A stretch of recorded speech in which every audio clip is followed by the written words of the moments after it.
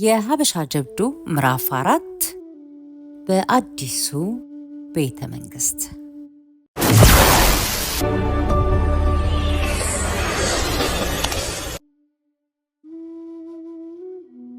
ማታ በሀገሬ ልጅ በኢንጂነር ሉድቪግ ካልቮዳ መኖሪያ ቤት ድሎት ባላቸው ሶፋዎች ላይ ተቀምጠናል።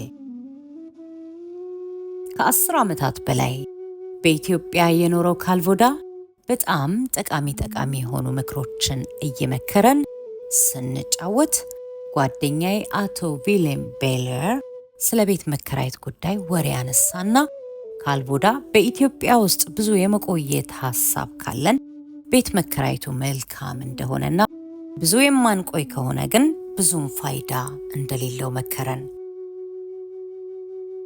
በነጋታው ቪሌም ቤለር በኢትዮጵያ ውስጥ ብዙ መቆየታችን ስለማይቀር ሉድቪግ ካልቮዳን ከምናስቸግረው የራሳችንን ቤት መከራየቱ እንደሚሻል አሳመነኝና ከቃሉ ብዙም ሳይርቅ በዚያን ዕለት ቤት ተከራይቶ ጠበቀኝ። እነሆ በዋናው አደባባይ ከግሪካዊው ዳቦ ጋጋሪ ባለ 1 ፎቅ ህንፃ ውስጥ ፎቁን በሙሉ በወር 20 የማርትሪዛ ብር ልንከፍለው ቃል ገብተንለት ተከራየ ነው። ምድር ቤቱን የቼኮስሎቫኪያው ተወላጅ አቶ ፔትራክ ተከራይቶ ስጋ ቤት ከፍቶበታል። ይህን የተከራየነውን ቤት ማደራጀቱን ኃላፊነት ብሌር ወሰደ። በኢትዮጵያ የቤት ዕቃ ገዝቶ ቤት ማደራጀት ቀላል አልነበረም። አንድም በአዲስ አበባ የአውሮፓውያን የቤት ዕቃዎች ማግኘት በጣም ሲበዛ ከባድ ነው። ሁለትም የቤት ዕቃዎቹ ሲገኙ ደግሞ የክርስቲያን ልጅ ከፍሎ የሚወጣው አይነት አልነበረም። ከተወሰኑ ቀናት በኋላ ቤለር 2 ታጣፊ አልጋዎች፣ 1 ከተራ እንጨት እንደ ነገሩ የተሰራች ጠረጴዛ፣ 1 ፋኖስና 1 ከፍ ያለች የኢትዮጵያ ካርታ ለመግዛት ቻለ።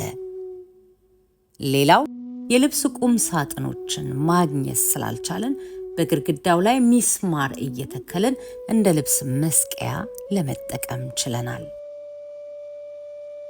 ከዚህ በኋላ ወይም ከዚህ በላይ ቤቱን ማደራጀት አስፈላጊ አልነበረም። ሁኔታዎች ሲስተካከሉና ክረምቱ ሲወጣ አዲስ አበባን ለቀን እንሄዳለን። ቀኑን ሙሉ ይዘንባል። ስራ የለንም። ቢሆንም ቀኑን ሙሉ ስንዞር ውለን ማምሻው ላይ አብዛኛው አውሮፓዊ ወደሚያዘወትራት መሸታ ቤት ለቢራ ጎራ እንላለን።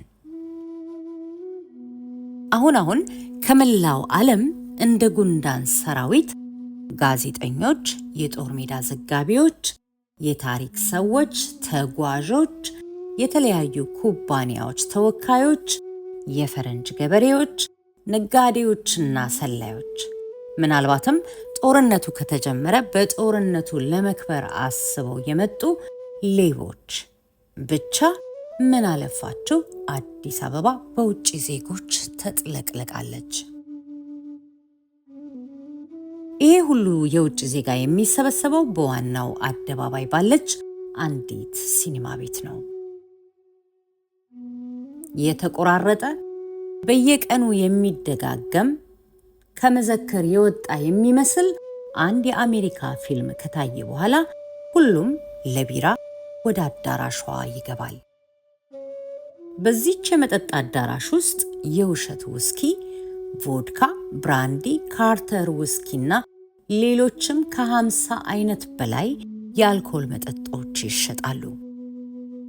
ብልጣብልጡ ግሪካዊ የዚህ የመጠጥ ቤት ባለቤት በጠርሙሶቹ ላይ የሚለጠፉትን ባለቀለም ወረቀቶች ብቻ ገዝቶ በጠርሙሶቹ ላይ ይለጥፍና ራሱ የሚያወጣቸውንና የሚጠምቃቸውን መጠጦች በጠርሙሶቹ እየሞላ ይቸበችባቸዋል።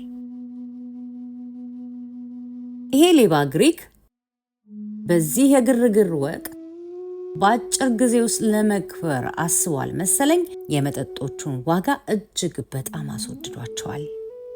ይሄ አልበቃ ብሎት እየመሸ በመጣ ቁጥር ዋጋውም እየጨመረ ይሄዳል።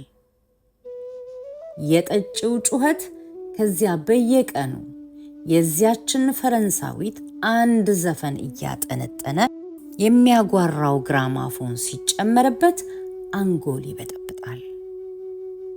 ይሄ ግራማፎን ላንቃው የሚዘጋው የመጨረሻው ጠጪ መጠጥ ቤቷን ለቆ ሲወጣ ብቻ ነው።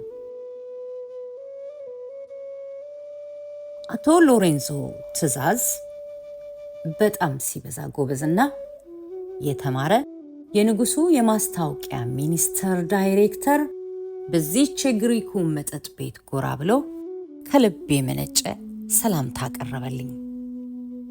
ቀጥሎም ስለምፈልገው ነገር ሁሉ እንዲረዳኝ አንድ የሚኒሊክ ትምህርት ቤት አስተማሪ ሰጠኝ።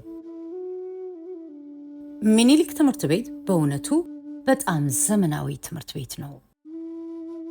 ይሄ መምህር በፍጹም ንጹህ ልብና ደግነት ወደ ብዙ ቦታዎች ወሰደኝ።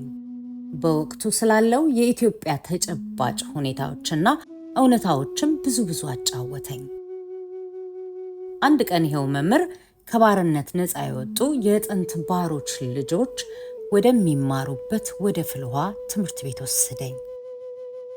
በፍልውሃ ትምህርት ቤት ወደ 200 የሚሆኑ የተለያየ ቀለምና ከ5 እስከ 14 ዓመት ዕድሜ ያላቸው ተማሪዎች ይማራሉ። ትምህርት ቤቱን በምጎበኝበት ወቅት እነዚህ ተማሪዎች በትምህርት ቤቱ ዳይሬክተር ትዕዛዝ ተሰልፈው የኢትዮጵያ ሕዝብ መዝሙር ዘመሩልኝ። ቀጥለውም በቡድን ተከፋፍለው ጂምናስቲክ እየሰሩ አሳዩን። ከዚያ ወደ የክፍላቸው በስነ ስርዓት ተሰልፈው ሄዱ። እኔም በዳይሬክተሩ ታጅቤ ከምኒልኩ ትምህርት ቤት መምህር ጋር መጎብኘት ጀመርኩ። ትንንሾቹ ወንዶችም ሴቶችም በአንድ አስተማሪ ረዳትነት ማንበብና መጻፍ ይማራሉ። ትልልቆቹ ወንዶቹ እንደዚሁ በሌላ ሙያተኛ መምህር እየተረዱ የእንጨት ስራ ትምህርት ሲማሩ፣ ትልልቆቹ ሴቶች ደግሞ በሁለት ክፍሎች ውስጥ ስለ ዘመናዊ ምግብ አሰራር ይማራሉ። ይሄ ትምህርት ቤት በወደፊት ህይወት ውስጥ እጅጉን የሚጠቅም ተግባራዊ ትምህርት መቅሰሚያ ነው። ከዚህ በጣም አስደሳች ጉብኝት ስንመለስ በመንገዳችን ላይ ይኸው መምህር በኢትዮጵያ ስላለው የባርነት ችግር ያስረዳኝ ጀመር።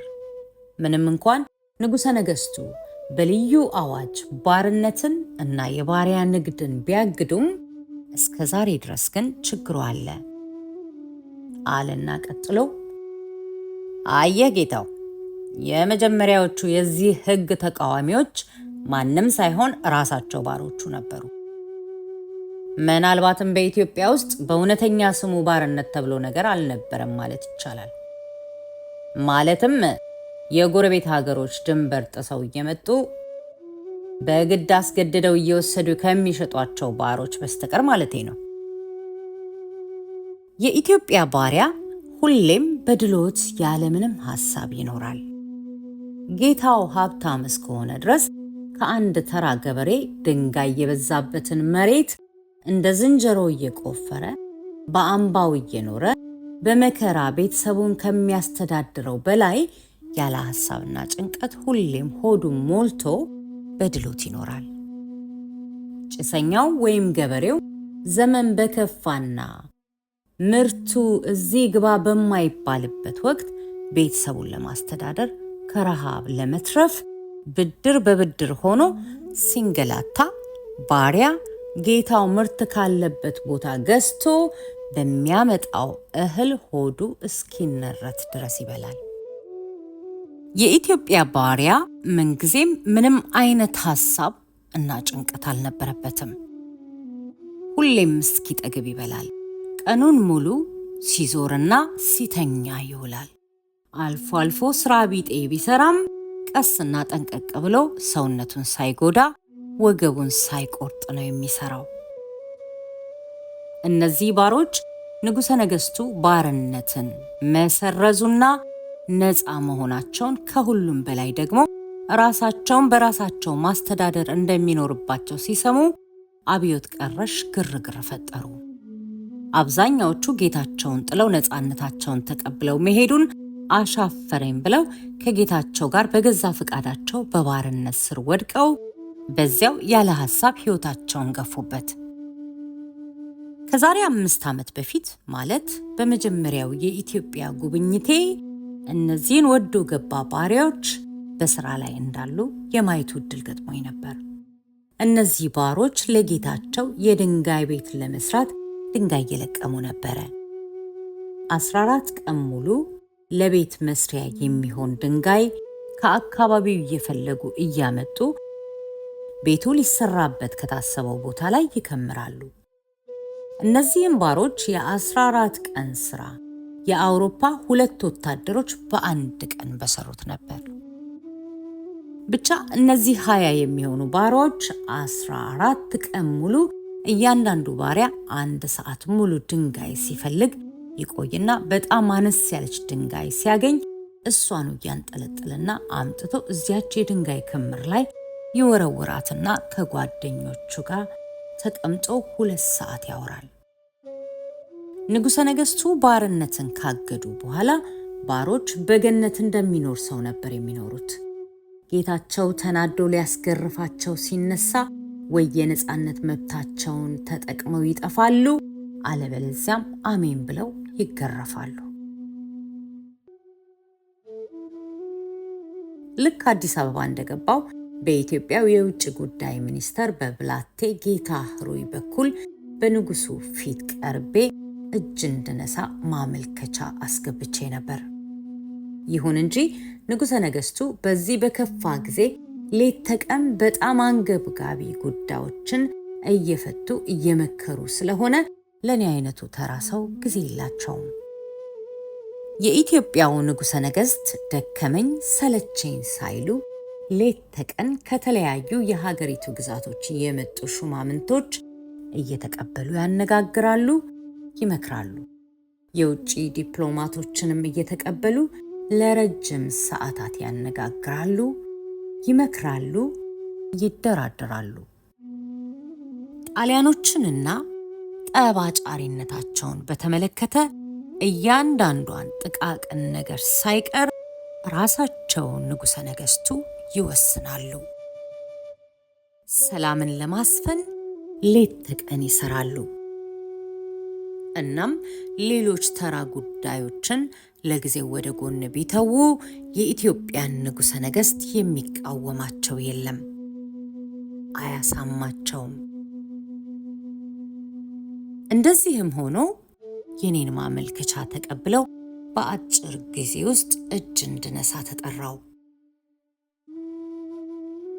አንድ ማንነቱን የማላውቀው ኢትዮጵያዊ በፈረንሳይኛ ቋንቋ በወርቅ ቀለም የተጻፈ የግብዣ ወረቀት አምጥቶ ሰጠኝ።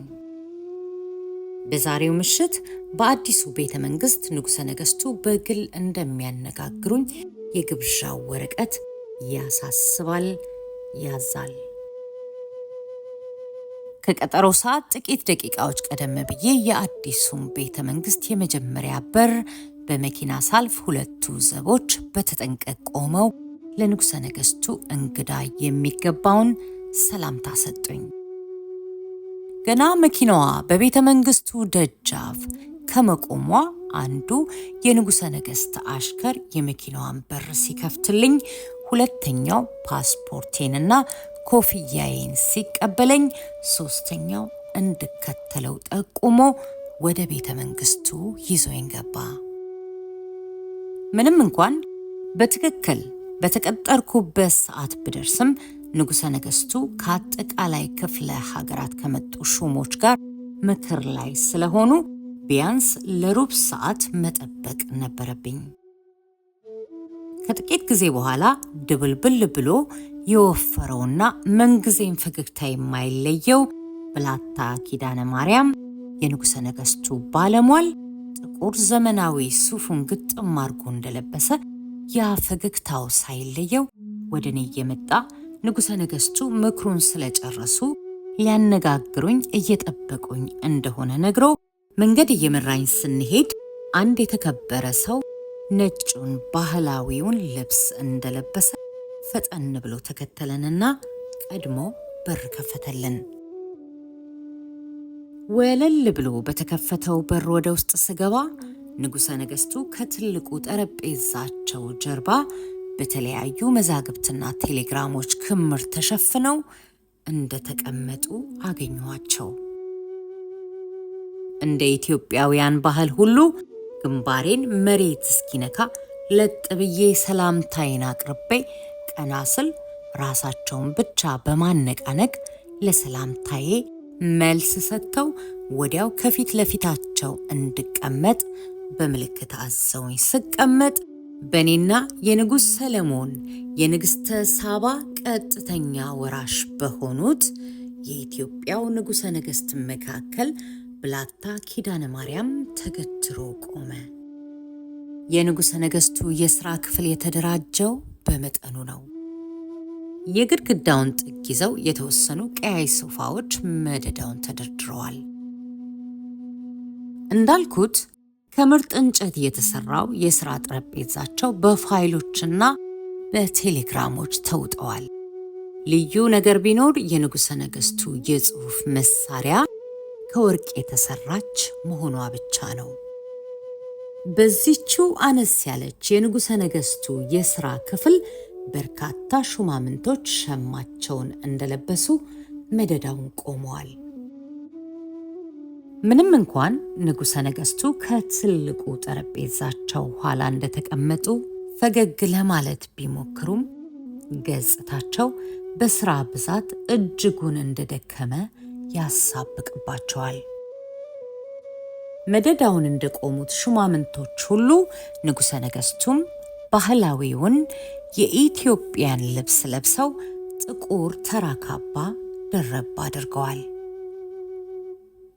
እንዲህ ለስልጣኔ ሌት ተቀን የሚለፉት ንጉሠ ነገሥት በዚች አስቸጋሪ ጊዜ እንኳን የጥንቱን የኢትዮጵያውያንን ባህልና ወግ አልረሱም። እንዳልኩት ከፊት ለፊታቸው እንደተቀመጥኩ ብላታ ኪዳነ ማርያም በመካከላችን ሲቆም አስተርጓሚ መሆኑ ገባኝ።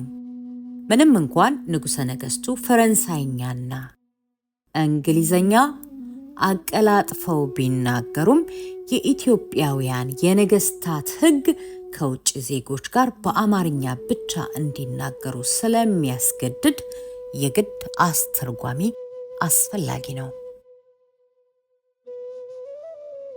ቀዳማዊ ኃይለ ሥላሴ ንጉሠ ነገሥት ዘኢትዮጵያ ዕድል ለዚች አስቸጋሪ ጊዜ የመረጠቻቸው መሪ በቁመናቸው አጠርና ከሳ ያሉ ናቸው። ይሄ ረዘም ያለ ፊታቸው፣ በጥንቃቄ የተከረከመው ሙሉ ጥቁር ጢማቸው ምናልባት ለሳይንቲስት፣ ለፈላስፋ ወይም ለደራሲ ይሆን እንደሆነ ነው እንጂ ሀገሩን በደሙና በአጥንቱ ለመከላከል ቆርጦ የተነሳ መሪ የሚሆን አይመስለኝም። ግን ወደፊት እንደምናየው ንጉሠ ነገሥቱ እንደ ማንም ተራ ወታደር በጦር ሜዳ ውለው ታግለው አታግለዋል፣ ተዋግተው አዋግተዋል። አዎ በማጫው የጦር ሜዳ ከእሳቸው በፊት እንደነበሩት ነገሥታት ሁሉ ትልቁን ኃላፊነት ወስደው ጠቅላላውን የሀገሪቱን ጦር እየመሩ ሕይወታቸውን አደጋ ላይ ጥለው ተዋግተዋል። ይሄም ታላቅ ጀግና ሊያስብላቸው ይገባል።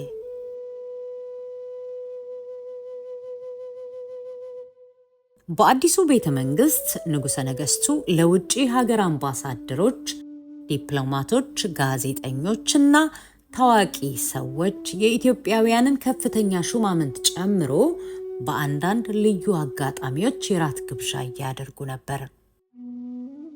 በዚህ የራት ግብዣ ላይ አሉ የሚባሉ የሀገሪቱ ምርጥ ምግቦች አንዳቸውም ሳይቀሩ ከውጭ ሀገር ምግቦች ጋር በዓለም ላይ አሉ የሚባሉት የመጠጥ አይነቶች አንዳቸውም ሳይቀሩ እንደ ውሃ ይፈሳሉ። በእንዲህ አይነቶቹ ግብዣዎች የሚያስተናግዱት ቀልጣፋዎቹ የንጉሠ ነገሥቱ አሽከሮች እንግዶች የያዙት ብርጭቆ ከማለቁ በፊት ከየት መጣ ሳይባል ከየት አቅጣጫ እንኳን እንደመጡ ሳናስተውል መጥተው የጎደለውን ብርጭቆ ይሞላሉ። ከነዚህ ቀልጣፋ አሽከሮች የሚሰወር አንድም ነገር የለም። በእንዲህ አይነት የራት ግብዣ ላይ አንድ የንጉሠ ነገሥቱ እንግዳ የሆነ ፈረንጅ የቀረበለትን ምግብ በወርቅ ሹካና ማንኪያ ሲበላ ቆይቶ የወርቋን ማንኪያ ቀስ ብሎ ወደ ኪሱ ሲከት አሽከሮቹ ያዩና ለንጉሠ ነገሥቱ ይነግሯቸዋል። ንጉሠ ነገሥቱ ይሄን ቅሌታም ፈረንጅ አዋርደው ከማባረር ይልቅ የወርቋን ማንኪያ ለማስታወሻ እንዳላየ ሰው ሆነው ተውለት። እኔም በንጉሠ ነገሥቱ የልደት በዓል ላይ ራት ተጋብዤ ተገኝቼ ነበር። ከራት ግብዣው በኋላ ያ ሰፊ አዳራሽ ወደ ዳንስ አዳራሽነት ተለወጠና ከሁሉም አይነት የሰው ልጆች ዘር፣ ቀለምና ዕድሜ ከ20 እስከ 70 ዓመት ዕድሜ ታዳሚዎች ብቻ ሁሉም በቫልስ፣ በፎክስ፣ በታንጎ ሙዚቃ እየታገዙ የሰዓት እላፊው እንኳን ሳያግዳቸው እስከ ንጋት ድረስ ደነሱ። ይህንን ዳንስ ንጉሠ ነገሥቱ ከእቴጌ መነንና ከትንሹ ልጃቸው ከሐረሩ መስፍን ጋር ከፍ ብሎ በተዘጋጀ መድረክ ላይ ተቀምጠው ይመለከቱ ነበር።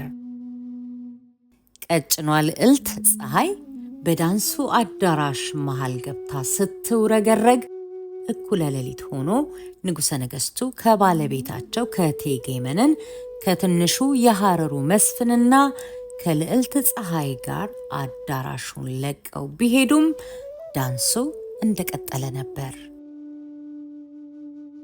ንጉሠ ነገሥቱ ከሄዱ በኋላ እስካሁን ድረስ በይሉኝታ ጥግ ይዘው የተቀመጡት ከየጠቅላይ ግዛቱ የመጡት ጢማሞቹ ሽማግሌዎች ሹሞች በዳንሱ አዳራሽ ውስጥ በቆሙት መስታወቶች ራሳቸውን እያዩ ለመደነስ ይሞክራሉ።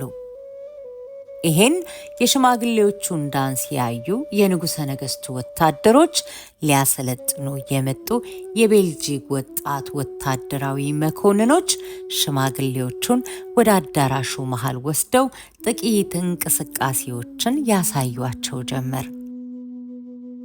እነዚህ ሽማግሌዎች ከጥቂት ደቂቃዎች በኋላ የዳንስ እውቀታቸውን አሻሽለው እስከ ጠዋት ድረስ ሲወለጋገዱ አንግተዋል። በእነዚህ አስቸጋሪ ቀኖች ውስጥ የኢትዮጵያ መኖርና አለመኖር የሚወሰንበት ጊዜ ነውና ንጉሠ ነገሥቱ በአዲሱም በአሮጌውም ማለትም በሚኒሊክ ቤተ መንግሥት ደከመኝ ሰለቸኝ ሳይሉ ይመክራሉ። በዚህ ጊዜ ከውጪ ወደ አዲስ አበባ የሚጎርፉ ዜጎች በአብዛኛው ተስፋ አስቆራጮች ናቸው።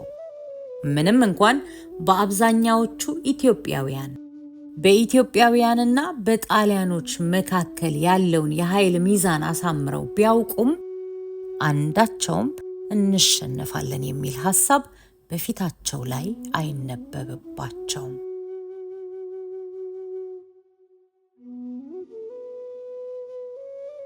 አድዋ ላይ እንዳሸነፍናቸው ሁሉ አሁንም እናሸንፋቸዋለን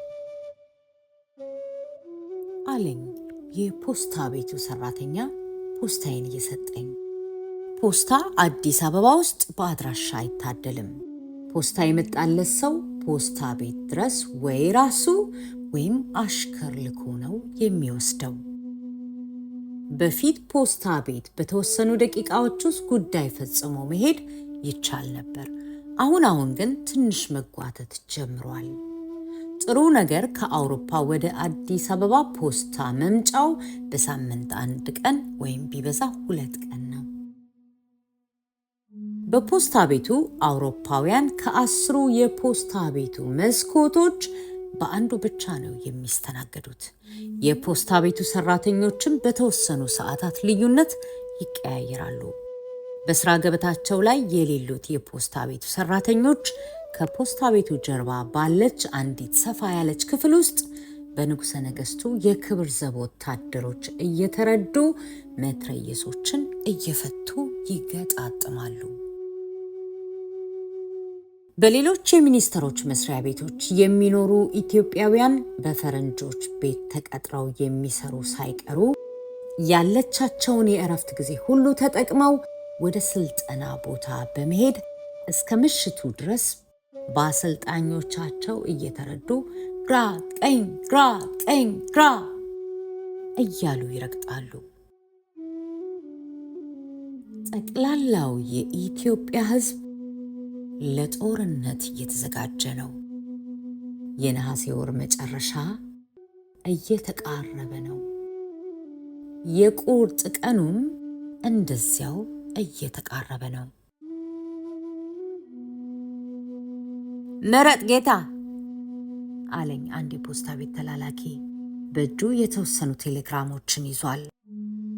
ምስኪን ተላላኪ። በላቲን ፊደላት የተጻፉ አድራሻዎች ለሱ ምንም ትርጉም የላቸውም። በመንገዱ ላይ ያገኘውን ፈረንጅ ሁሉ እያስቆመ ከዚያ ቴሌግራም የራሱን መርጦ እንዲወስድ ይጠይቃል። ይሄ ደግና ምስኪን ተላላኪ ልጅ አንዳንድ ፈረንጆች ተንኮለኞችና መሰሪዎች መሆናቸውን አልገመተም። እነዚህ ተንኮለኞች የራሳቸው ያልሆነውን የጓደኛቸውን ወይም የንግድ ተቀናቃኛቸውን ቴሌግራም እንደሚወስዱ አያውቅም። አዎ፣ ለዚህም ነበር በአዲስ አበባ የንግድ ሚስጥር ብሎ ነገር ያልነበረው። አንዱ ታታሪ ነጋዴ ስንቱንና ስንቱ ወራት የደከመበትን የንግድ ሚስጥር እነዚህ ብልጣብልጥ ተንኮለኛ ፈረንጆች ከነዚህ ምስኪን ተላላኪ እጅ ላይ በመነተፏቸው ብጣቂ ቴሌግራሞች በአንድ ሌሊት የንግዷን ሚስጥር ይደርሱባታል። መጠጥ ቤቶች ለወትሮ ባዶ እንዳልነበሩ ሁሉ አሁን ከጠዋት ጀምሮ እስከ ማታ እስከ አፍጢማቸው ሞልተው ይውላሉ። ጣሊያኖች ጦርነቱን ሊያሸንፉ አይችሉም ይላል አንዱ። ኧረ ከሳምንት በኋላ አዲስ አበባ ይገባሉ ይላል ሁለተኛው። ጦርነቱ 100 ዓመት ይፈጃል ይላል ሌላው። ኢትዮጵያውያንን በሀገራቸው የሚያሸንፋቸው የለም ይላል ሌላው ከፊት ለፊት። የጣሊያንን ታንኮች በምናቸው ነው የሚከላከሉት ሲል ሌላኛው ይጠይቃል። የጣሊያን አውሮፕላኖች አዲስ አበባን በመጀመሪያው ቀን ጦርነት ነው ከምድረ ገጽ የሚያጠፏት ይላል ሌላኛው። በሁሉም ጠረጴዛዎች ዙሪያ ወሬው ስለ ኢትዮጵያና ጣሊያን ጦርነት ነው። ብቻ እንዲህ በወሬ ተጠምጄ የቡና ቤቷ በር ሲከፈት እንኳን አላየሁም ነበር። ከጎኔ የተቀመጠው ሰው ጎሰም አድርጎ ወደ በሩ ሲያመለክተኝ ነበር እኔን ፈልጎ የመጣውን ሰው ያየሁት። ልጅ ዘውዴ በላይነህ ነበር። ልጅ ዘውዴ በላይነህ በፓሪስ ፖሊቴክኒክ ተቋም የተማረ ጎበዝ ጎልማሳ ሰው ነው። ይቸኩላል መሰለኝ ወደ ቡና ቤቷ ዘልቆ ሳይገባ ከሩቁ ጠራኝ። ወደ ጎንደር መብረር ትፈልጋለህ? አሁኑን ወደ ቤተ መንግስት መመለስ አለብኝ። ንጉሠ ነገሥቱ መልሳችሁን አሁኑኑ ይጠብቃሉ አለኝ። እንዴታ አልኩት ወዲያውኑ ምንም ሳልጠራጠርና ሳላስብ። እሺ እንግዲያው ወደ ቤቱ ሄደው ይዘጋጁ፣ ነገ በጠዋት መጥቼ ወስዶታለሁ አለኝና ተሰናብቶኝ ሄደ። ልጅ ዘውዴ በላይነህ ቃሉን አክብሮ ጠዋት መኖሪያ ቤታችን ድረስ መጥቶ ወደ ቤተ መንግስት ወሰደኝ። ንጉሠ ነገሥቱ ያለምንም ፕሮቶኮል በቤተ መንግስታቸው ተቀብለው በጎንደር ስለሚጠብቀኝ ግዳጅ በአጭሩ አስረዱኝ። ጓደኛዬ አቶ ቢሌም ቤሌር አጅቦኝ እንዲሄድ በጠየቅኩት ጥያቄ መሰረት ተስማምተው በሉ ተዘጋጁ፣ በቅርብ ቀን ወደ ጎንደር ትበራላችሁ ብለው ጨብጠው አሰናበቱኝ።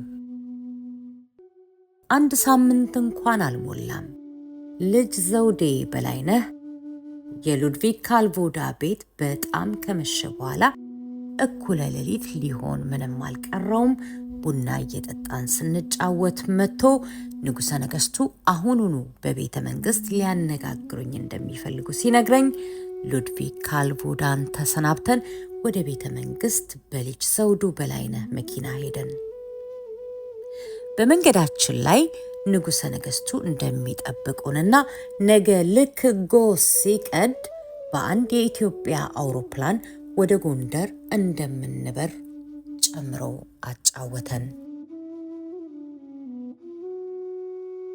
ልክ ቤተ መንግሥት እንደገባን ንጉሠ ነገሥቱ አሁንም ያለምንም ፕሮቶኮል ተቀበሉን። አሁን ግን እንደ ኢትዮጵያ ጠቅላይ አዛዥ የመጨረሻዎቹን ትዕዛዞች ከሰጡኝ በኋላ በሁለቱም ለስላሳ እጆቻቸው ጨብጠውኝ ይህን ከባድ ኃላፊነት በመቀበላችሁ አመሰግናችኋለሁ። ኢትዮጵያ ምንጊዜም ውለታችሁን አትረሳም አሉኝ።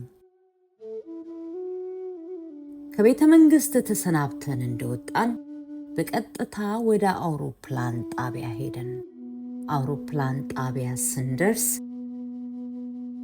በንጉሠ ነገሥቱ ትዕዛዝ ነገ ከመንጋቱ በፊት አንድ አውሮፕላን ወደ ጎንደር የሚበር እንዲዘጋጅ ሲል ትዕዛዙን ልጅ ዘውዴ በላይነህ አስተላለፈ። አድማጮች፣ የሀበሻ ጀብዱ ምዕራፍ 4 ይሄን ይመስል ነበር። በምዕራፍ 5 እስከምንገናኝ እስከ ሳምንት መልካም ሳምንት።